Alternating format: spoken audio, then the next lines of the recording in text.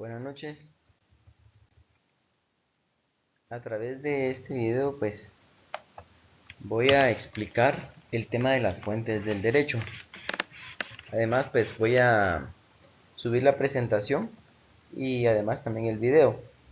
Eh, Tomar nota las secciones que ya dejé una tarea pues que deben de subir a plataforma, y los que vean este video por primera vez, que van a ser los de plan sábado, pues también deben de verificar que se va a dejar una tarea, la cual deben de resolver. Deben de respetar también el plazo establecido eh, en plataforma.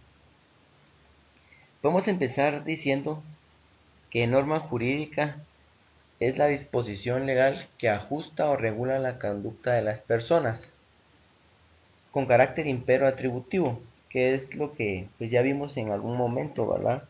Entró dentro de los temas del primer parcial, ¿verdad? Que era impero atributivo, que las normas jurídicas por una parte son impero, quiere decir que por una parte imponen obligaciones y por otra parte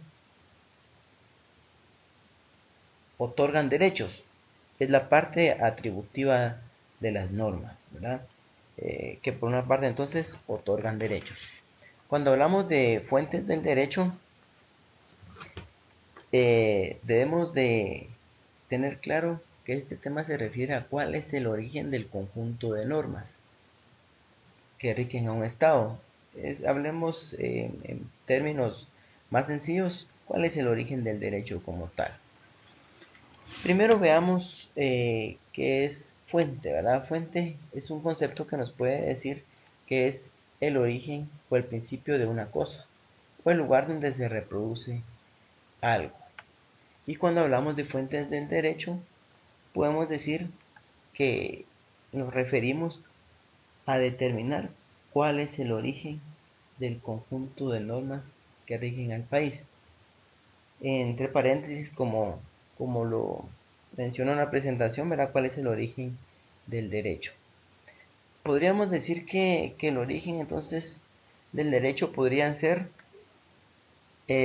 los hechos o fenómenos sociales que se dan dentro de la misma sociedad, las relaciones sociales, las necesidades y exigencias de la sociedad, pues en relación a la sociedad misma es que se crean las normas.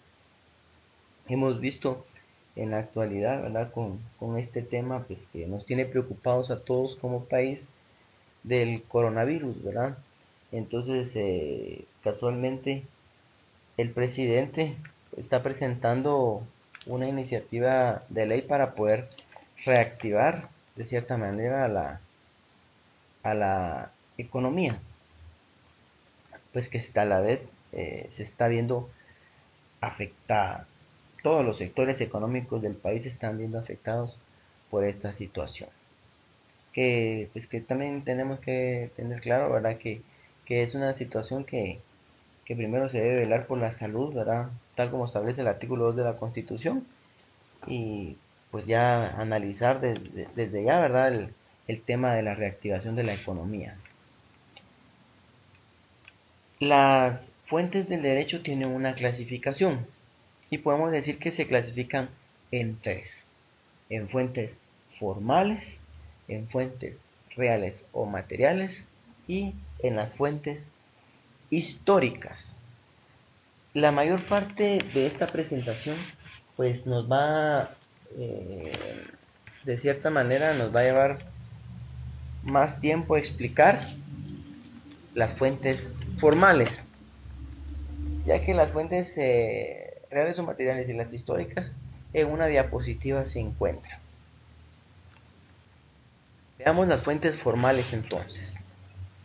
Las fuentes formales podemos decir que son las distintas formas o modos a través de las cuales se va a manifestar la norma jurídica, el derecho.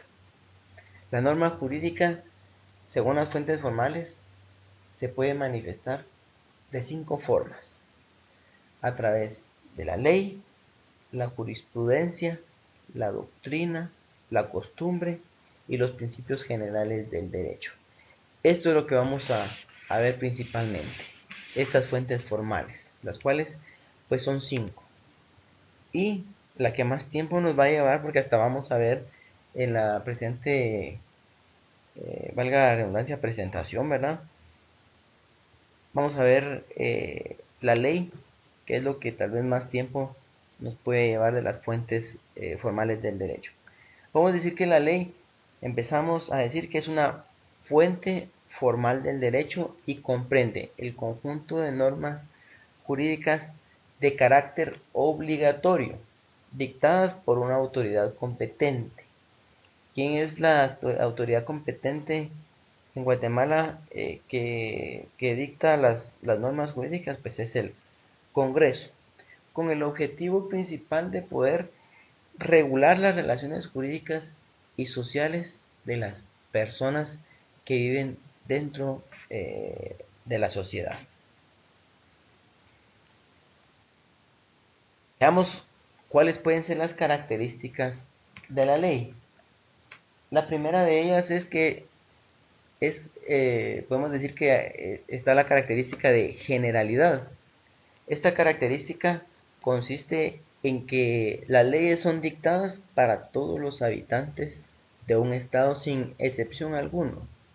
Todo aquel habitante nacional o extranjero que esté dentro del territorio del estado, para él va dirigida la ley. Obligatoriedad quiere decir que las normas jurídicas, en este caso la ley, ¿verdad?, es de carácter obligatorio. Su cumplimiento es obligatorio, forzoso. Y que de hecho el Estado tiene mecanismos para hacer que se cumplan las leyes, ¿verdad? Si hay alguien que comete algún delito, ¿verdad? La ley prohíbe el delito, pero si la persona lo comete, pues seguramente va a ser sancionado.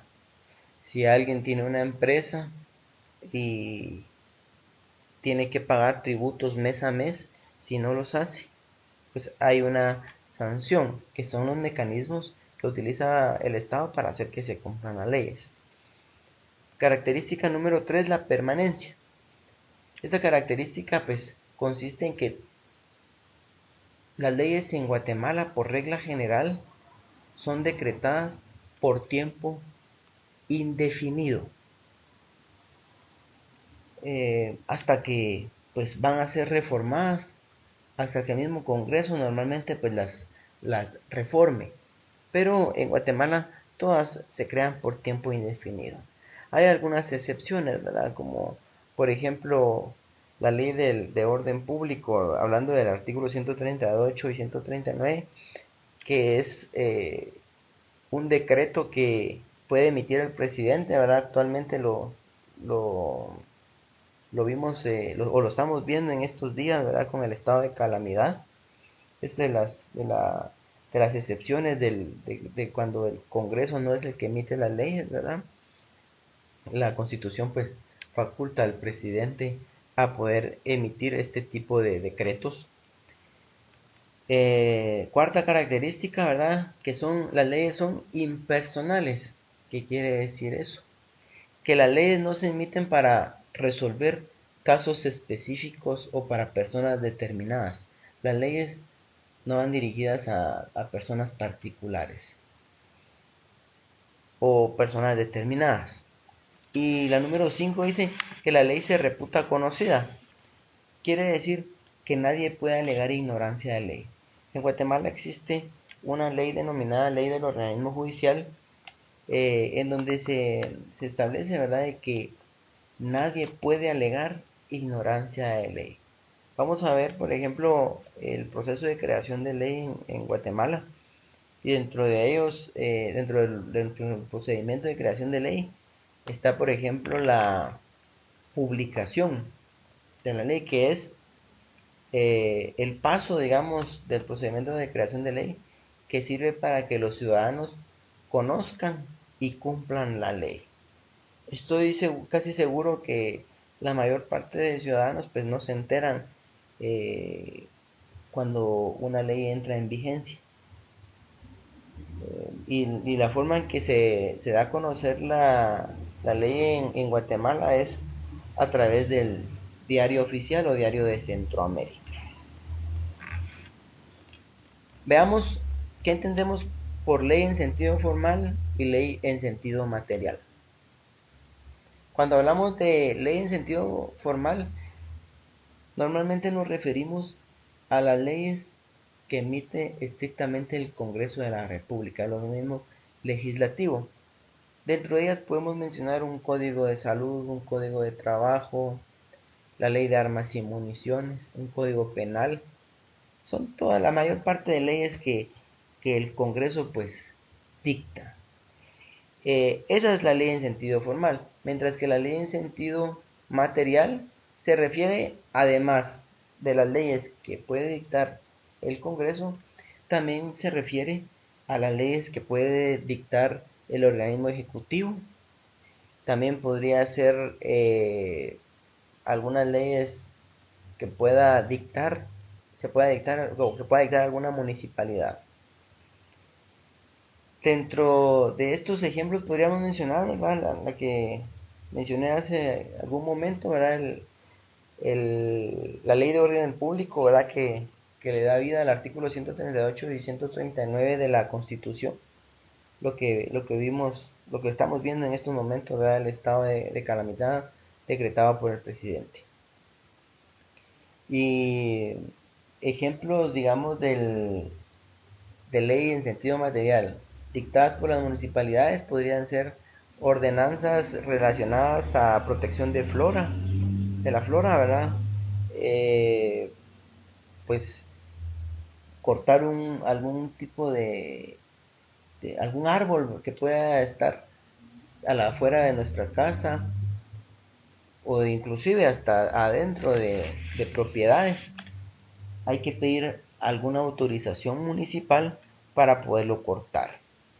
Podría pasar también, o podríamos poner de ejemplo también, si queremos construir alguna pérgola fuera de nuestra casa, también hay que pedir una licencia municipal. Entonces, y esto está contenido dentro de sus ordenanzas, ¿verdad? Dentro de la ley municipal o un código municipal. Veamos cuál es el proceso de creación de ley en Guatemala. Lo vamos a resumir en 7 pasos. El primero de ellos, veamos la iniciativa de ley. ¿Verdad que es la facultad que tienen algunas personas o algunas instituciones estatales indicadas en la Constitución de poder presentar algún proyecto de ley de interés nacional? Los 5 entidades o entes que tienen facultad para poder presentar una iniciativa de ley, podemos decir los diputados, el organismo ejecutivo. Aquí en los diputados puede ser uno, ¿verdad? La ley no establece cuántos. El organismo ejecutivo, la Corte Suprema de Justicia, principalmente tiene iniciativa de ley en relación a temas del sistema de justicia. La Universidad de San Carlos, el Tribunal Supremo Electoral, estas dos últimas entidades que también tienen iniciativa, pero más relacionada a, a sus fines o actividades principales, ¿verdad? El tema de la Universidad de San Carlos es, digamos, iniciativa de ley relacionada a temas propios, ¿verdad? De enseñanza superior universitaria. Y el Tribunal Supremo Electoral, pues tienen iniciativa de ley en relación a materia electoral. Eh, Esto podríamos pueden ustedes anotar, ¿verdad? Dentro del esquema que les pido como trabajo, ¿verdad? Que deben de subir también a la plataforma. En su esquema pueden colocar iniciativa de ley, paso número 1, y colocar también pues algunos aspectos importantes de lo que acabo de mencionar y anotar ahí artículo 174 de la Constitución. Luego tenemos el segundo paso, que es la admisión y discusión, que podemos decir que son los actos por medio de los cuales el organismo legislativo, o sea, el Congreso, ¿verdad?, acepta para su trámite la iniciativa de ley y el mismo Congreso empieza a deliberar sobre la importancia de ese proyecto de ley para determinar si debe ser aprobado o no. Entonces aquí empiezan a deliberar. Ese sería el segundo paso y anotarle, ¿verdad?, artículo 176 de la Constitución. Número 3, tenemos la aprobación, que es el acto por medio del cual los diputados, ¿verdad?, del Congreso como tal, deciden dar su consentimiento para aprobar el proyecto de ley que se trate. Anotan número 3 y artículo 177. Aquí quiero hacer una pequeña aclaración. Cuando es iniciativas de ley relacionadas a materia constitucional, debemos de tomar nota que deben de ser aprobadas por una mayoría calificada. Esto de conformidad con el artículo 175 de la Constitución. Esa mayoría calificada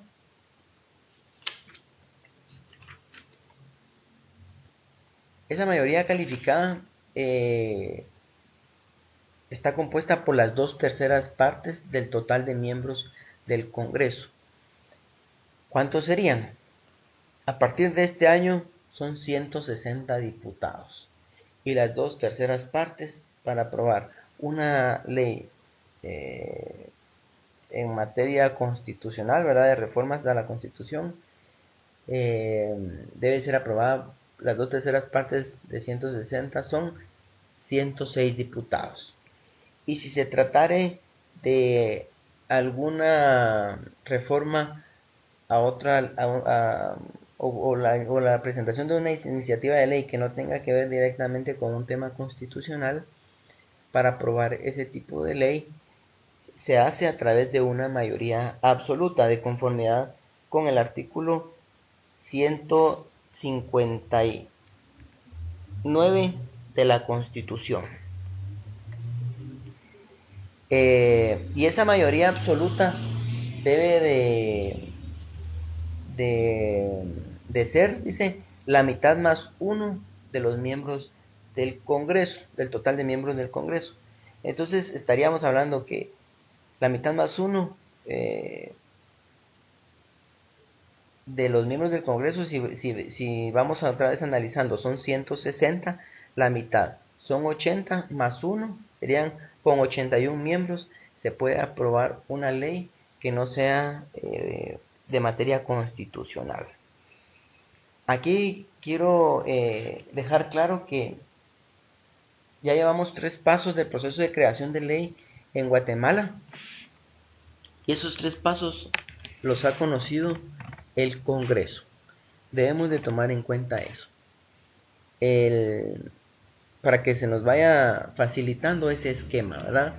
Entonces, el primer paso dijimos que era iniciativa de ley, el segundo admisión y discusión, el tercero aprobación, y los 3 pasos del proceso de creación de ley, los primeros 3 los conoce el organismo legislativo, el Congreso.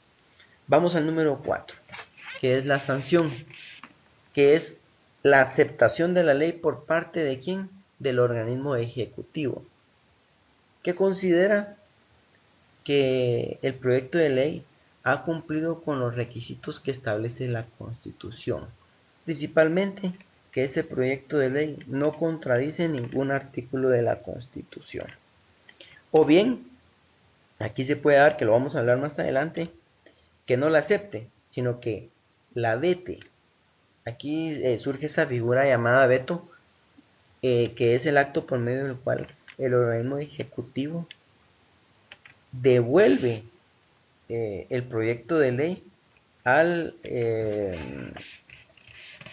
legislativo por considerar que ese proyecto de ley no cumple con los requisitos establecidos en la Constitución. Número 5, promulgación. Solo aclarando, en el número 4, siempre agregar también artículo 177 principalmente. Dentro del proceso de creación no es necesario ahorita que mencionemos en el esquema el veto como tal. Si ustedes quieren lo anotan, ¿verdad? Pero lo principal sería el artículo 177.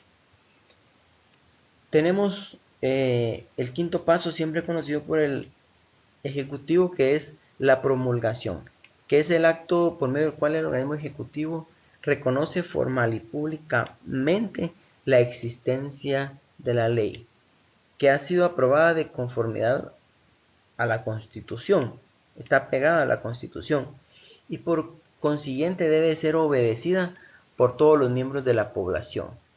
Y para tal efecto se va a mandar a publicar en el Diario Oficial o Diario de Centroamérica. Este paso número 5 le colocamos artículo 177 y van haciendo ustedes las lecturas en su casa. Número 6, publicación, que es el acto por medio del cual, después de sancionada y promulgada la ley, se da a conocer a los habitantes para que se informen y que principalmente la cumplan. Y lo que vimos hace un rato, ¿verdad? Y luego que no aleguen ignorancia de ley. En este paso podemos anotar artículos 177 y 180. Y por último, el paso número 7, que es la vigencia de la ley. ¿Qué significa, verdad? Que la ley va a tener validez, va a tener eficacia, que su cumplimiento es obligatorio, que todos los habitantes del estado la deben de cumplir. Y en Guatemala entra en vigencia una ley, por regla general, 8 días hábiles, 8 días corridos 8 días corridos después de su publicación en el Diario Oficial. Es importante que tomen en cuenta esto, ¿verdad? Que la publicación de la ley se da 8 días corridos después de su publicación. Para el esquema de creación de ley, pues aquí serían estos 7 pasos, ¿verdad? Siempre retroalimentando. Los primeros 3 los conoce el organismo legislativo y luego pasa al organismo ejecutivo los otros pasos, ¿verdad? Que es el encargado inclusive de mandar a publicar la ley. Veamos como temas específicos. Puede venir así en el examen, ¿verdad? Explique en qué consiste el veto dentro del proceso de creación de ley en Guatemala. Entonces ustedes tendrían que contestar. Es el acto por medio del cual el organismo ejecutivo le devuelve dentro del término de 15 días de haber recibido el proyecto de ley, se lo devuelve al Congreso por considerar que ese proyecto de ley no cumple con los requisitos establecidos en la Constitución. Y como mencionamos anteriormente, ¿verdad? Dentro del veto pueden mencionar el artículo 178, ¿verdad? Que es importante pues que lo tengamos claro, ¿verdad? No, en el examen no les voy a preguntar fundamentos, ¿verdad? Pero esto es más que todo por temas digamos, de cultura general, ¿verdad? Que posiblemente tal vez podría en un examen hacerlos que citen la ley, pero con la Constitución pues abierta. De lo contrario, pues no voy a andar preguntando fundamentos específicos. Luego, ¿qué es el vacatio legis? Así también puede venir el examen. Explique qué es el vacatio legis. Y podemos decir que es el lapso comprendido entre la publicación de la ley y el inicio de su vigencia. En pocas palabras, podemos decir que el vacatio legis son los 8 días corridos que existen entre la publicación de la ley en el diario oficial y su entrada en vigencia. Tomen en cuenta que esto lo vamos a encontrar en el artículo 180 de la Constitución. Hay algo importante también que puede venir en el examen, que es la primacia legislativa. Esta se da normalmente cuando el organismo ejecutivo le devuelve la ley al organismo legislativo, es decir, pues emite el veto, ¿verdad? Por considerar que la ley no cumple con los requisitos necesarios establecidos en la Constitución. Entonces, la Junta Directiva del Congreso pone en conocimiento al Pleno del Congreso sobre ese veto del organismo ejecutivo. Y en un plazo no mayor de 30 días, a través de la mayoría calificada, que son las 2/3 partes de diputados, dijimos que son 106, puede rechazar el veto y devolver otra vez el proyecto de ley al organismo ejecutivo para que la sancione y la promulgue dentro de un plazo de 8 días. Y si no lo hace, viene el organismo legislativo y la puede mandar a publicar en un plazo que no puede exceder de 3 días. Vean qué importante es ese tema y por qué se llama primacía legislativa. Porque debemos de recordar que lo que vimos todavía en la última clase presencial, ¿verdad? El tema del Estado, ¿verdad? Dentro de sus funciones vimos la función legislativa, la función judicial y la función ejecutiva. Y la función legislativa le corresponde al Congreso y es crear leyes. Es por ello que de cierta manera se sopesa al Congreso en este tema del proyecto de creación de ley, ¿verdad? Tienen prioridad en cuanto a jerarquía, específicamente en este tema nada más. Debemos de recordar que entre órganos de Estado no hay jerarquía, pero sí en cuanto a esta función, que es una función que le corresponde principalmente al organismo legislativo. Esta primacía legislativa, por favor, tal vez la pueden ver ustedes en la Constitución, en el artículo 179, perdón. Les queda como tarea que lo puedan ver también, ubicar ese fundamento legal. Nos dimos cuenta entonces que las fuentes formales del derecho está primero la ley, que nos llevó esta gran parte de la presentación, ¿verdad? Nos toca la número 2, que es la costumbre. Podemos seguir de la misma forma las definiciones. Podemos decir entonces que la costumbre es una fuente formal del derecho que consiste en las prácticas reiteradas o conductas que se dan dentro de una colectividad, las cuales las personas que las practican las consideran obligatorias. Quiero dejar claro esta situación con ejemplos de costumbre. En Guatemala, la costumbre es fuente formal del derecho solamente cuando la misma ley faculta a poder utilizar la costumbre. Uno de los casos más comunes que podríamos mencionar es en el derecho laboral. Fíjense que en el derecho laboral la costumbre se vuelve norma obligatoria.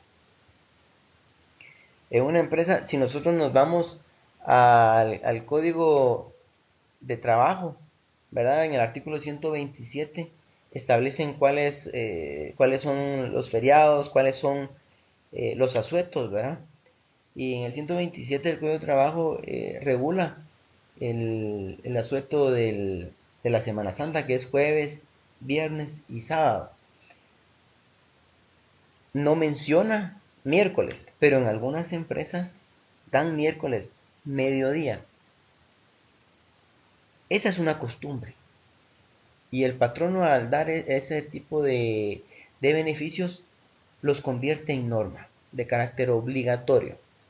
También el 126 del Código de Trabajo regula que la semana laboral puede estar computada de 5 o 6 días dependiendo de la costumbre de la empresa. Si en la empresa se descansa sábado y domingo, ya está así. De hecho, tal vez no hay contrato de trabajo y luego quieren imponer, digamos, al trabajador que empiece a trabajar los sábados, pues por costumbre él ya adquirió ese beneficio de no trabajar el sábado. No lo podrían obligar a trabajar el día sábado. ¿Cuál es la relación de la costumbre con la legislación guatemalteca? Quiero aclarar que existen tres tipos de costumbre: la costumbre delegante, la costumbre delegada y la costumbre derogatoria. Está por acá. Solo le vamos a poner énfasis a la costumbre delegada. ¿Y cuál es esa? Esta costumbre es la que la misma ley autoriza a poder utilizar la costumbre como fuente de derecho y que se convierta en norma. Y ahí menciono algunos artículos, ¿verdad? Principalmente del Código de Trabajo, que nos indica que la costumbre es fuente de derecho entonces, pero solo cuando la ley nos remite a poderla usar. De lo contrario, pues no, la costumbre en las otras, ya vimos, ¿verdad? La división del derecho, ¿verdad? En otras ramas del derecho, la costumbre no es fuente de derecho, no se convierte en norma, solo cuando la ley así lo establece. Tercer fuente formal del derecho, tenemos la jurisprudencia. Este tema es un poquito complejo, ¿verdad? Lo vamos a explicar de la forma tal vez más sencilla que nos pueda servir. Podemos decir que la jurisprudencia es el conjunto de sentencias dictadas por la Corte Suprema de Justicia o por la Corte de Constitucionalidad, dictadas en un mismo sentido sobre casos iguales o parecidos, sin que dentro de esas sentencias exista una que las contradiga. De cierta manera, esas son 5 o 3 sentencias. Vamos a ver cuántas sentencias se necesitan para asentar una jurisprudencia. Esas sentencias deben ser ininterrumpidas, es decir, no puede existir una que las contradiga dentro de ellas. La jurisprudencia se utiliza normalmente cuando existen vacíos legales. El espíritu de la ley normalmente es que sirva para resolver todos los casos, pero como las leyes son realizadas por seres humanos, pues obviamente tienen vacíos legales. Entonces la jurisprudencia sirve para poder llenar esos vacíos legales aplicando esa jurisprudencia y resolver casos concretos. Aquí aclaro esta parte. La jurisprudencia, para que exista, se necesitan 5 sentencias de la Corte Suprema de Justicia, y si fuera la Corte de Constitucionalidad, se necesitan 3 sentencias. Que nos quede claro entonces, la jurisprudencia, para que exista, se necesitan 5 sentencias de la Corte Suprema de Justicia, y si es de la Corte de Constitucionalidad, son 3 sentencias consecutivas en un mismo sentido, sin que exista una dentro de ellas que las contradiga. Vamos a ver algún ejemplo. Veamos. Si analizamos algún caso donde algún patrono quisiera despedir a un trabajador porque ha faltado durante 2 días consecutivos a trabajar. Tendríamos que, si no hay un reglamento de trabajo, tendríamos que ir al Código de Trabajo en el artículo 77 a ver cuáles son las causas para poder despedir a un trabajador. Y ubicando el artículo 77 nos dice que dentro de una de las varias causas que existen es que se puede despedir a un trabajador si falta 2 días consecutivos en un mismo mes calendario. Ahí está clara la ley para poder despedir a un trabajador. Pero veamos como que existiera un vacío legal. ¿Qué pasaría entonces si el trabajador falta 2 días consecutivos, pero no dentro del mismo mes calendario? Es decir, faltó el 31 de marzo, que cayó, supongamos, ¿verdad? Cayó lunes, y falta 1 de abril, cae martes. La ley nos regula ese caso específico. Entonces tendríamos que ir a la jurisprudencia, a las sentencias, en este caso, de la Corte de Constitucionalidad. Y si hay 3 sentencias que, digamos, que regulen este caso igual o parecido, pues esa es jurisprudencia. Los jueces pueden resolver en relación a esa jurisprudencia. Es importante tomar en cuenta entonces cuándo puede ser útil este tema. Es cuando existen vacíos legales, tal como en el ejemplo que acabo de mencionarles. ¿Y cuál es la relación entre jurisprudencia y nuestra legislación? Pues podemos recalcar y repetir. Se utiliza para poder complementar la ley y resolver así casos concretos. Cuando la ley, digamos, tiene vacíos. Esa sería la relación principalmente, ¿verdad? Podemos decir entonces que la jurisprudencia sirve para poder complementar la ley y resolver casos determinados. Tenemos la cuarta fuente formal del derecho, la doctrina. Dice que la doctrina es el conjunto de teorías y estudios científicos que están contenidos en ¿dónde? En libros, revistas, y que contribuyen principalmente a poder interpretar el conjunto de normas de un país. Aquí hay que aclarar algo bien importante. Hemos visto cada fuente y cómo se relaciona. La relación de la doctrina con la legislación. Podemos decir, esto es importante, ¿verdad? Que la doctrina no es considerada fuente de derecho. El derecho guatemalteco no reconoce a la doctrina, es decir, un juez no puede resolver en base a, a un libro de un autor. Cuando hablamos de doctrina, podríamos mencionar de ejemplo el libro que ustedes tienen de introducción al estudio del derecho del autor José Clodoveo Torres Mos. Eso es doctrina. Pues entonces un juez para resolver un caso o un abogado para querer defender a su cliente ante un juez, ¿verdad? Plantearle el caso al juez, no puede utilizar como fuente de derecho la doctrina. Puede servir para interpretar, pero no es norma. No se puede convertir esto en norma. Pero, ¿para qué nos puede servir la doctrina? Para interpretar las leyes, ¿verdad? El conjunto de normas. ¿Y a quiénes les pueden servir? A los abogados, a los jueces y a ustedes también como estudiantes de cursos de derecho, ¿verdad?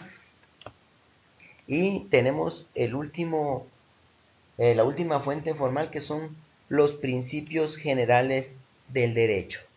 Y podemos decir también que es una fuente formal del derecho y que se considera que son los fundamentos que le dan origen al conjunto de normas. Esos fundamentos son incuestionables. Aquí podríamos mencionar algunos ejemplos. El principio de buena fe en los contratos mercantiles. Podemos decir que la buena fe es un principio que le va a dar vida al conjunto de normas que regulan los contratos. Cuando en un contrato hay mala fe, aclaremos, ¿verdad? Que la buena fe es actuar con la verdad, con honestidad. Ese principio entonces le va a dar vida a las normas que regulan los contratos. Pero cuando un En un contrato hay mala fe, es decir, no se habló con la verdad, se quiso estafar, pues esa mala fe de cierta manera hace anulable los contratos, no le da vida a los contratos. Hay otro principio importante, aquí lo voy a corregir.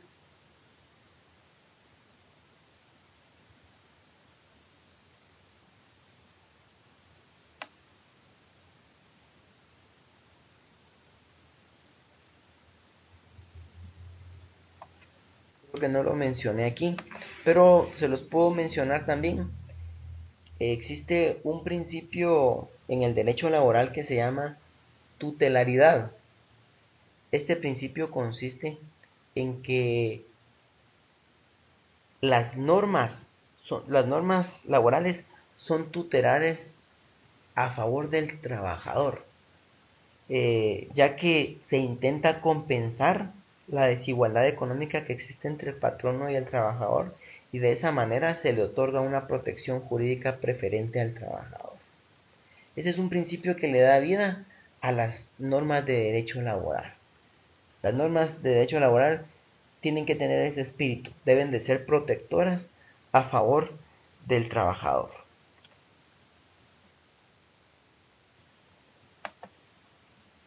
Luego, pues ya vimos, ¿verdad?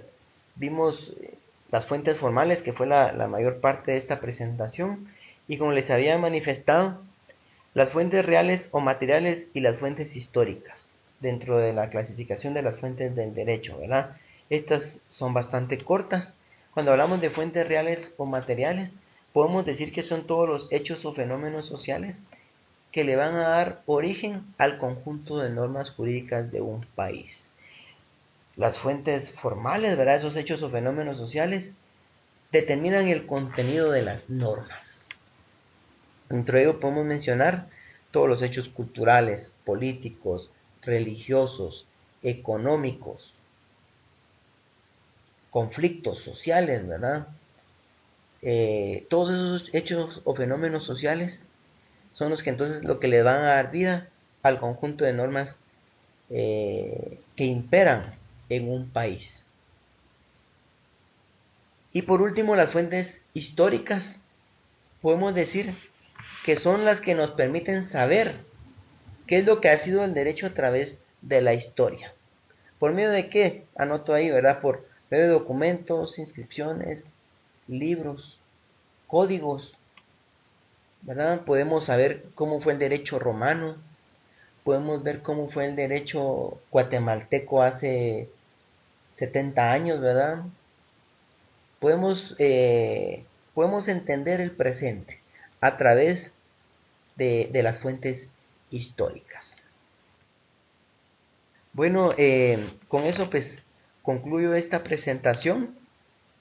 Vamos a seguir en comunicación, ¿verdad? Voy a subir la presentación también voy a subir este video y la presentación y tomar nota siempre, ¿verdad? Que voy a incluir tareas las cuales deben de estar subiendo dentro de la plataforma. Feliz noche.